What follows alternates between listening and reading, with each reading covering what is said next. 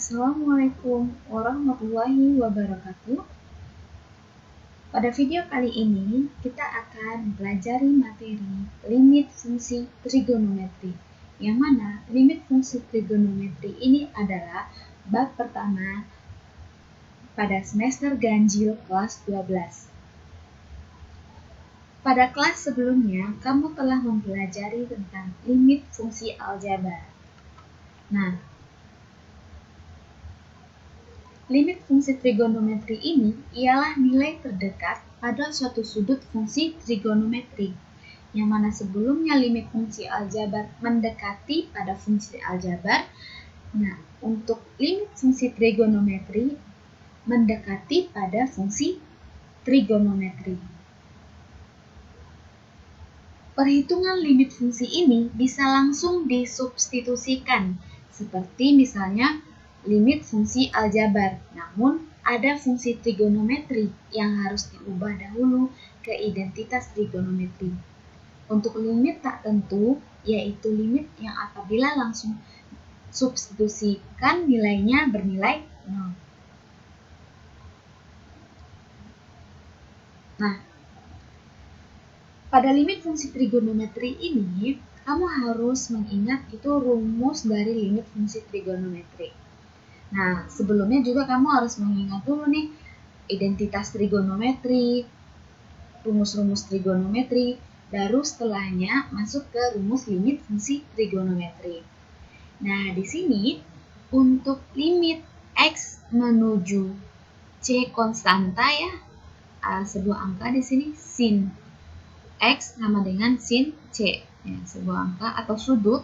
Pada kalau trigonometri berarti sudutnya. Misalkan kita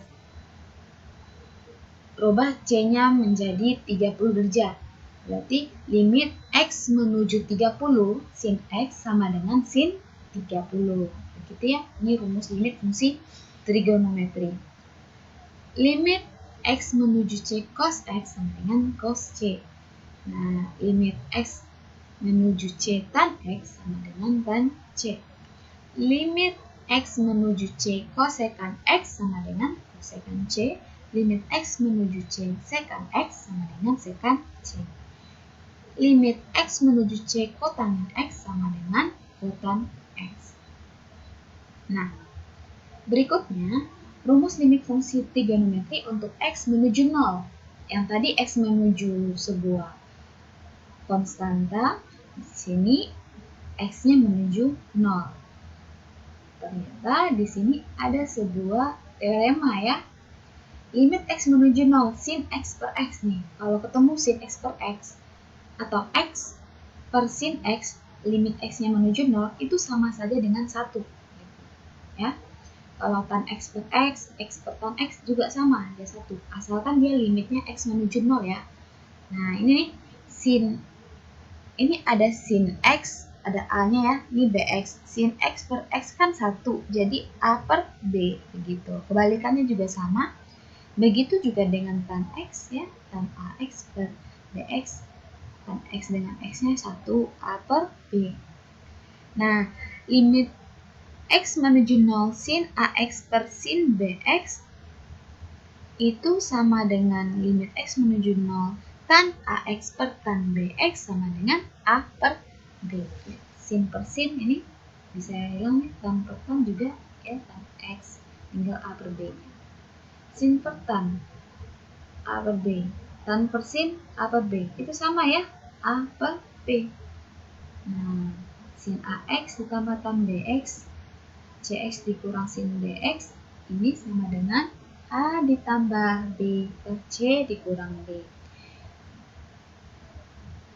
Nah, yang terakhir itu limit X menuju 0, 1 dikurang cos X per X. Ini harus kamu ingat ya. Nah, kita lanjutkan. Berikut lagi, seperti yang tadi sama persis, teorema limit trigonometri, teorema yang A yang pertama nih, seperti yang tadi juga ya, sin X per X. Teorema ini hanya untuk X menuju 0. Selanjutnya, teorema yang kedua, ada beberapa Teorema yang berlaku pada setiap bilangan real C di dalam daerah fungsi asal. Ini saya ulangi lagi. Nah, ini kalau ketemu seperti ini sama orangnya dengan T ini. Kalau dia T, sin T, kalau dia X berarti sin X ya. Sama persis dengan yang tadi. Ya, intinya dia hanya memiliki dua teorema saja ya. Dua teorema. Yang pertama yang ini semuanya sudah lengkap. Saya balik lagi. Yang ini semuanya. Yang kedua yang ini ya. Itu yang harus kamu ingat. Oke. Nah, sebelum melanjutkan mengenal soal-soal limit fungsi trigonometri, kamu harus ingat lagi nilai sudut-sudut istimewa ya. Bisa juga dengan menggambar grafiknya. Nah, ya, kita langsung ke contoh soal. Tentukanlah nilai dari limit nih cos ini cos 2x ya, cos 2x per sin x dikurang cos x untuk x-nya pi per 4. Kalau pi itu 180. 180 per 4 berapa? Gitu ya.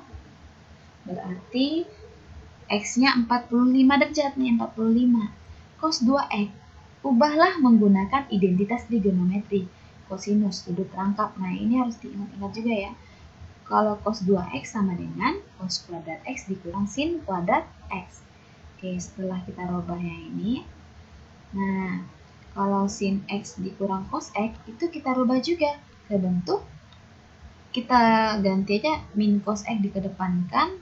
Ada minnya, jadinya min cos x dikurang sin x. Begini ya.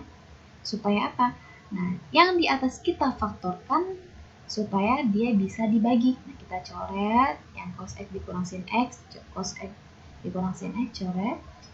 Jadi 1 ya, di atas tinggal cos x ditambah sin x, di bawahnya min 1. Barulah min 1 berarti min ya, min cos x dikurang sin x nih dia. Barulah kita substitusikan. Sama dengan fungsi aljabar. Ketika kita substitusikan, hilang limitnya. Oke.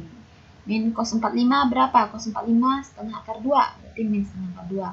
Min sin 45 berapa? Min setengah akar 2. Jadinya min setengah dikurang setengah. Berarti 1 ya. Min 1 akar 2.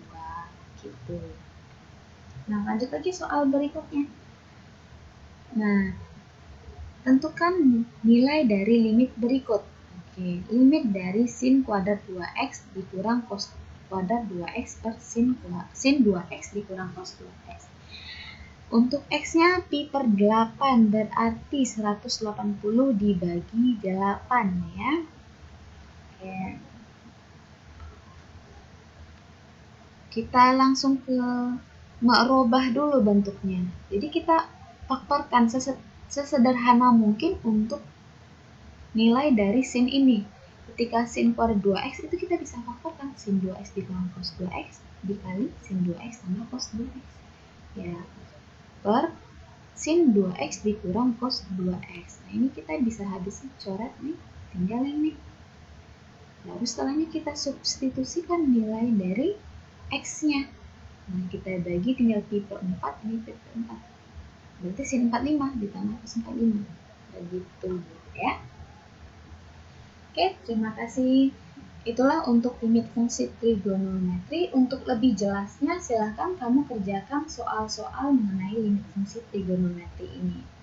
Dan jangan lupa untuk membaca buku dari panduan dari buku-buku lainnya, supaya kamu lebih paham lagi. Terima kasih. Assalamualaikum warahmatullahi wabarakatuh.